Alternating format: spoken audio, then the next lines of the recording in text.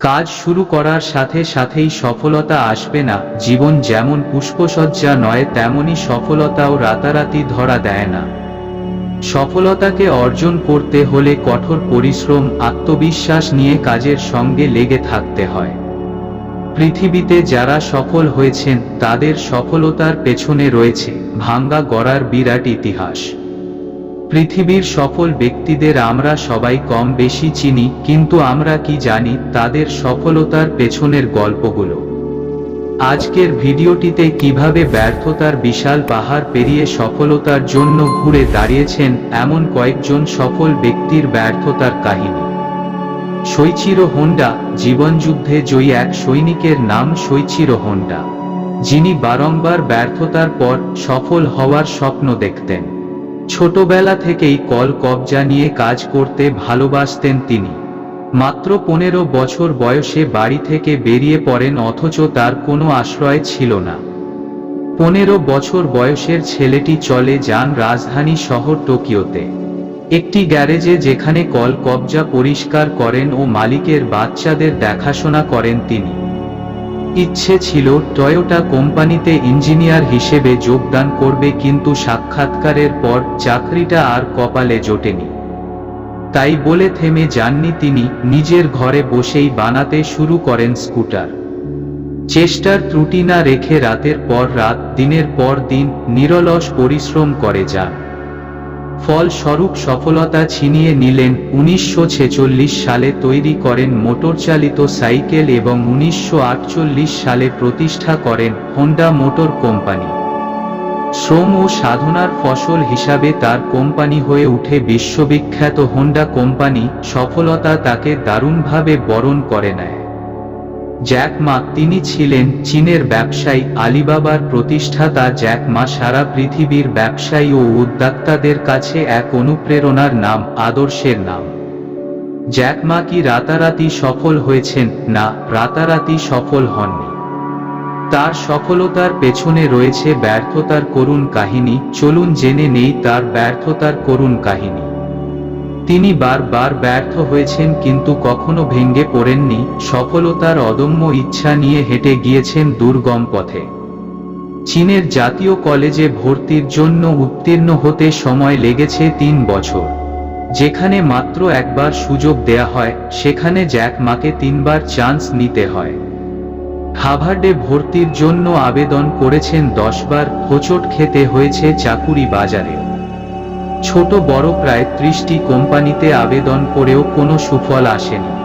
পুলিশের চাকুরিতে আবেদন করেও ব্যর্থ হয়েছেন, এমনকি তার শহরে কেএফসি চালু হলে সেখানেও আবেদন করে ব্যর্থ হয়েছেন। আলিবাবার সফলতার আগে আরও 2টো উদ্যোগে খুব খারাপভাবে ব্যর্থ হন, তবুও তিনি হাল ছাড়েননি। সফলতার স্বপ্ন দেখেছেন দিনের পর দিন। তাই তো আলিবাবা বর্তমানে business to business, business to customer, customer to customer service দেয়া কয়েকশত বিলিয়ন ডলারের কোম্পানিতে পরিণত হয়েছে। জ্যাক মার বর্তমান সম্পত্তির পরিমাণ প্রায় 34 বিলিয়ন ডলার। Bill Gates. তিনি মাইক্রোসফটের প্রতিষ্ঠাতা। বিল গেটস একাধারে 13 বছর ধরে পৃথিবীর সর্বোচ্চ ধনী ব্যক্তি ছিলেন। পড়াশোনার পাঠ শেষ করতে না পারা বিল গেটস কিভাবে শ্রেষ্ঠ ধনী ব্যক্তিতে রূপান্তরিত হয় তা নিশ্চয় ভাববার বিষয়। হার্ভার্ড ছেড়ে তিনি শুরু করেন ব্যবসা, তবে সফল হতে পারেননি প্রথম ব্যবসা ট্রাক ও ডাটাতে। তাতে ভেঙে পড়েননি তিনি, বরং আরও দ্বিগুণ উৎসাহ ও উদ্দীপনা নিয়ে শুরু করে মাইক্রোসফট নামে নতুন প্রতিষ্ঠান। মাইক্রোসফট শুরু করার পর থেকে তাকে আর পিছে ফিরে তাকাতে হয়নি। Harland David Sanders. খাবারের জনপ্রিয় ব্র্যান্ড কেএফসির কথা কে না জানে? এও সবাই জানে কেএফসির প্রতিষ্ঠাতা হারল্যান্ড ডেভিড স্যান্ডার্স একজন সফল ব্যক্তি। কিন্তু তার সফলতার পেছনের গল্প জানা আছে কি? বারবার ব্যর্থ হয়েছেন ডেভিড স্যান্ডার্স। তিনি রেলওয়ের শ্রমিক হিসেবে কাজ করেন বীমাকর্মী হিসেবে, কিন্তু কোনো কিছুতেই মন বসেনি তার। 1920 সালে নিজের কিছু জমানো টাকা দিয়ে বোট কোম্পানি খোলেন, তারপর যোগ দেন ইন্ডিয়ানার চেম্বার অব কমার্সে, সেখানেও মন বসেনি তার। ওখানে চাকুরি ছেড়ে দিয়ে কেন্টাকিতে একটি টায়ার নির্মাণকারী প্রতিষ্ঠানে সেলসম্যানের কাজে নিযুক্ত হন, কিন্তু সেই কোম্পানি বন্ধ হয়ে যায় 1924 সালে। তারপর কেন্টাকির স্ট্যান্ডার্ড অয়েল কোম্পানির ম্যানেজারের সাথে পরিচয়ের সুবাদে একটি সার্ভিস স্টেশনে চাকুরি পান তিনি। কিন্তু কথায় আছে না, অভাগা যেদিকে যায় সাগর শুকিয়ে যায়, ওই কোম্পানিটাও দেউলিয়া হয়ে গেল 1930 সালে। 40 বছর বয়সে বেকার হয়ে পড়েন হারল্যান্ড ডেভিড স্যান্ডার্স, তবুও থেমে যাননি। স্বপ্ন দেখা বন্ধ করেননি, খাবার তৈরি করে বিভিন্ন প্রতিষ্ঠানের কর্মীদের সরবরাহ করা শুরু করলেন। নানা ঘাত প্রতিঘাত হুমকি সহ্য করেও টিকে গেছেন। 1952 সালে তিনি বাণিজ্যিকভাবে নিয়ে এলেন তার অনেক সাধনার রেসিপি, কেন্টাকি ফ্রাইড চিকেন। শেলবিভিলে তে নতুন একটা রেস্তোরাঁ খুললেন তিনি, যেখানে শুধু ফ্রাইড চিকেনের এই ডিশটাই পাওয়া যাবে। লোকজন হুমড়ি খেয়ে পড়ল নতুন এই আইটেম দেখতে, সবার পছন্দও হলো। বিক্রি করে কুলোতে পারছিলেন না কর্নেল স্যান্ডার্স, শুরু করলেন বিভিন্ন শহরে কেন্টাকি ফ্রাইড চিকেনের শাখা খোলা। প্রথমে আমেরিকা আর তারপরে বিশ্বজুড়ে ছড়িয়ে পড়তে শুরু করল কেএফসি। চীন, কানাডা সহ বিশ্বের বিভিন্ন দেশে কেএফসি এর প্রায় 600-র বেশি শাখা খোলা হয়েছিল। রমরমা ব্যবসা চলছিল। এতদিনে দেখা দেয়া সাফল্যের তরি চলা শুরু করল মাতাল গতিতে।